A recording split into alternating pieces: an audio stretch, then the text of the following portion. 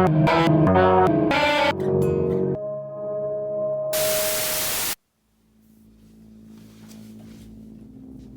you've ever built a DIY effects pedal, carefully followed the instructions, built it into your enclosure, plugged in the power and your instrument just to find out that it doesn't work, it can be super frustrating and disheartening when you first start building pedals. One of the common areas that people make mistakes when they're first starting to build effects is the off-board wiring. The off-board wiring is exactly what it says on the tin. It's anything that isn't soldered directly onto the main PCB or Vero board or breadboard, whatever. So that includes your jacks, foot switch, your DC jack and your LED. You'll notice when you start building pedals that fundamentally every circuit, well 99% of the time anyway, you'll have an input, an output, a voltage in and a ground connection. When you're troubleshooting a non-working pedal, the first thing you want to determine is whether the issue lies in the circuit board itself or in the off-board wiring. That's where the breakout box comes into play. So a breakout box is basically a pre-wired enclosure that's got an input and output, terminal strip along the side here so that you can patch in a PCB to test whether it works before you put it into an enclosure. This means when you're testing and something doesn't work, you can automatically rule out the off-board wiring as an issue because you know that it's already pre-wired and that it works. Okay, so you're going to want a few things to make one of these. You're going to want an enclosure. I've got a 1590 by Hammond. Next up, you're going to want a triple pole double throw foot switch. It doesn't have to be a foot switch, it can be a toggle as well. I just tend to use a foot switch because then I can hear if the circuit I'm working on has a pop to it and if that's something I need to address. Next up, DC jack. This is going to bring in the 9 volt to your LED and then out to your circuit as well. You're going to want 2 jacks, one for your input, one for your output. A single resistor. You're also going to want an LED. Then you're going to want to grab a terminal strip like this. Then you're going to want some solder and some wire. So this is my breakout box that I use, so it's pretty standard. It's the same as what we're going to build today. It's got an in, an out, power in, and then this is the terminal strip. So instead of having the little poles like this has got that go inside the enclosure, this is all external, so I've just got wires coming from inside the box out to this strip here, and then it comes out to the board. It's labelled on the board here as well. So yeah, currently I've got this breadboard on there, so this is a new circuit I'm working on. Okay, so most circuits, well 99% of the time, you'll have a circuit input, circuit output, voltage input and a ground connection. So I've got the same here on this strip, so I've got 9 volts at the top. You can see there's like a label underneath here. 9 volts at the top, ground connection, an output and an input to the circuit. So this output is coming to this point on the breadboard, which is the output of the circuit, and then the in's coming over here, which is the input of the circuit. And then I've just got my 9 volts and my ground on the breadboard. So I'll just show you. I'll quickly plug this in. So I tend to just have power supply off to the side on my worktop. So we'll pop the output into the out, input into the in. Output's going to my amp, and the input's going to my guitar. So it's my clean signal. Pop it on.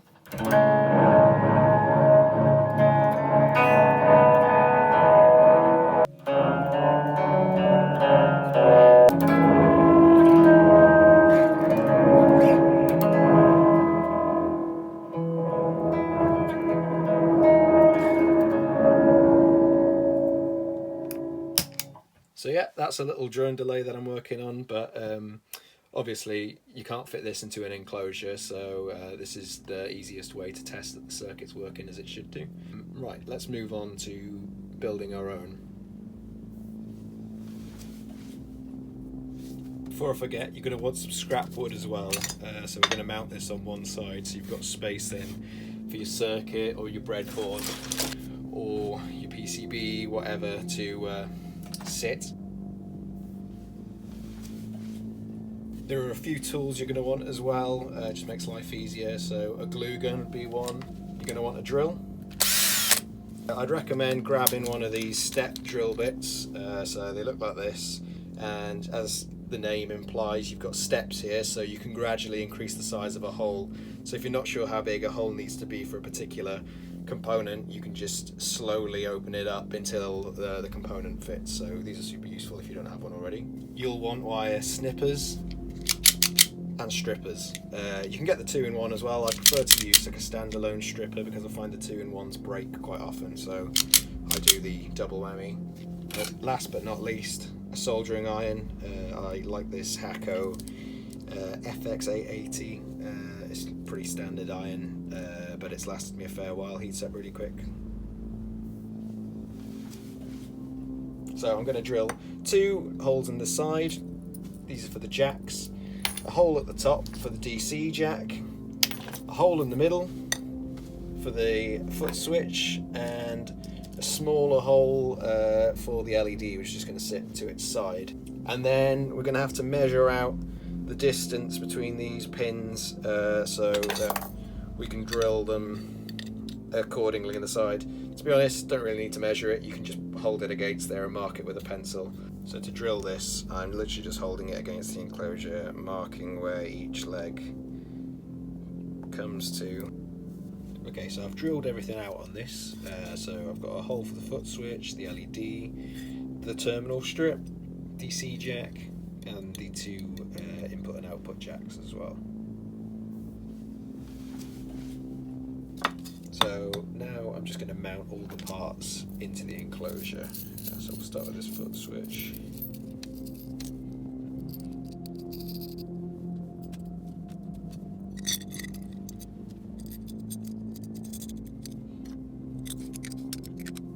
There, the jacks.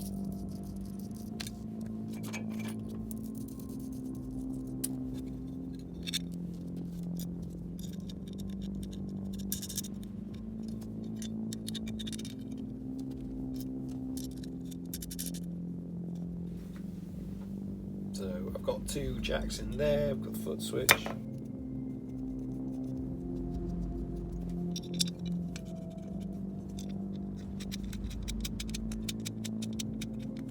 Okay, so we've got the foot switch in there, 2 jacks, the DC jack.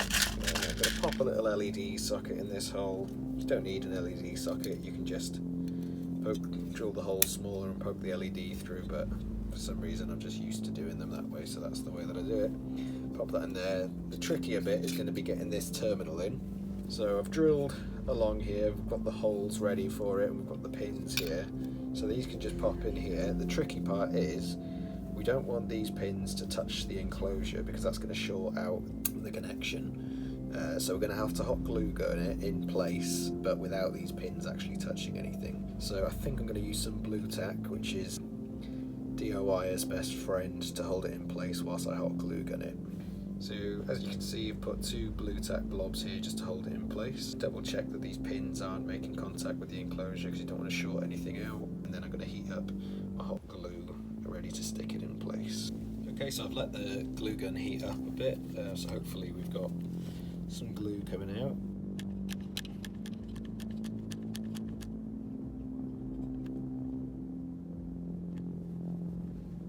So I've let the glue dry on the terminal strip, so it's pretty solid now.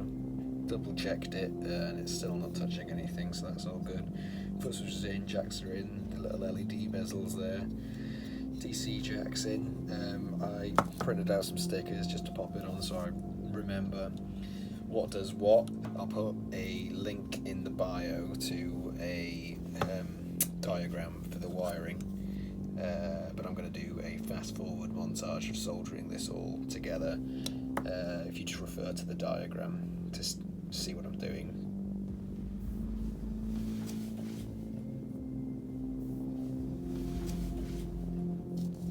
So one leg shorter than the other, so when I trim it I make sure that I keep one shorter than the other, just so I know which is the anode and the cathode. The longer leg is going to be wanting to go straight to 9 volts, whereas the shorter leg is going to be connected via a resistor to this lug here.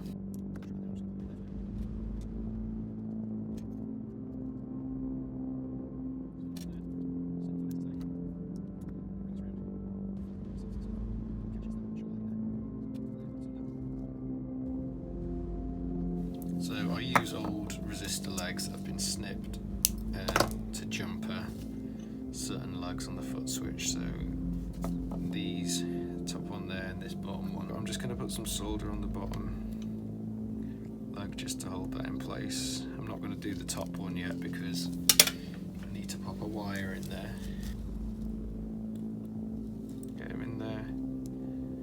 So this is going to be our input jack, or that's what it's going to be connected to.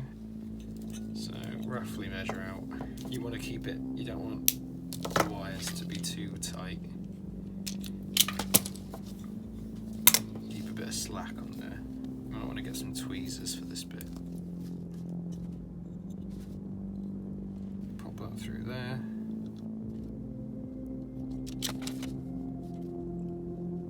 Use some other old resistor legs to join up the bottom. So I'm soldering these parts. I'm only going to solder these two lugs first because I'm going to pop a ground wire in there to ground the foot switch, and there it is.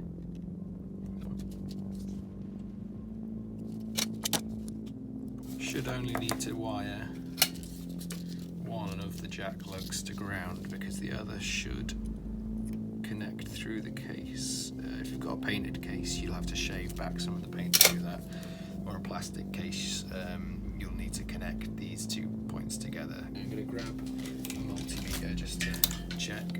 So when you're checking continuity on a multimeter, you'll have this little mode down here. You've got a little picture of a diode and then a little sound wavy thing. To check that it's in that mode, you just press the 2. So I need to check that these 2 are connected. So I'm going to need to do a wire from this leg of the LED, so it's this furthest one from the big lug here. So I'll go from here to here and then to the top part of the terminal strip as well. Some wire.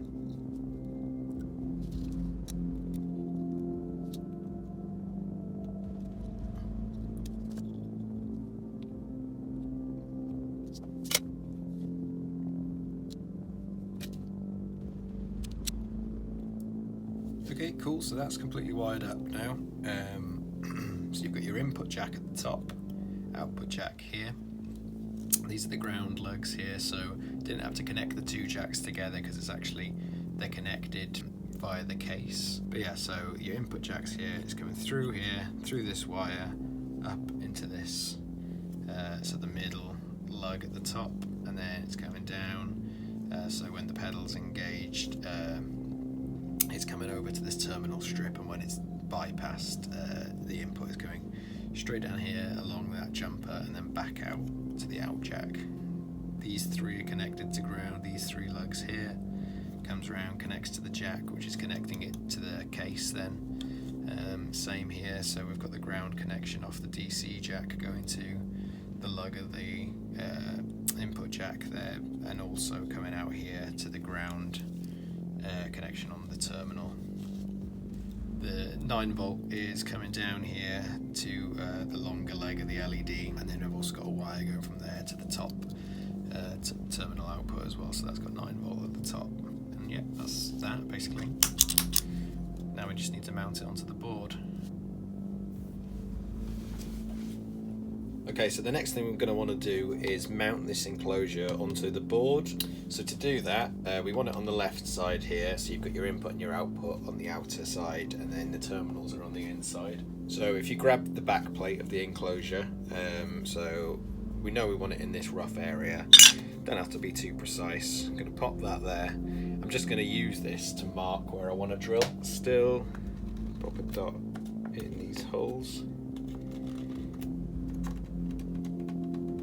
When I drill this, I'm going to drill a hole for the screw to come through, but I'm also going to have to recess the hole a bit just because of the thickness of this board. But if you use a thinner board, you won't have to do that. So I'll go and drill this now.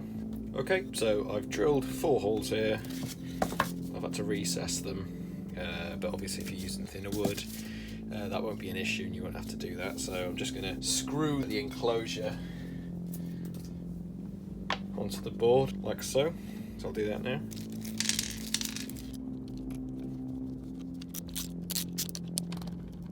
Okay, so that's attached now. It's not going anywhere. We're going to wire it up and double check to see if it works.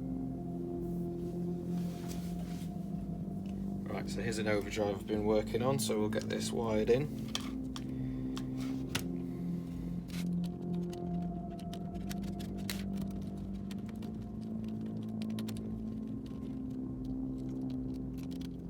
Please get these. Okay, so they are all secure in there. I'm going to plug in some power, and then we're going to plug in an input and an output. So there's 9 volt. We'll check that it's getting that power. Okay, so the guitar's plugged in.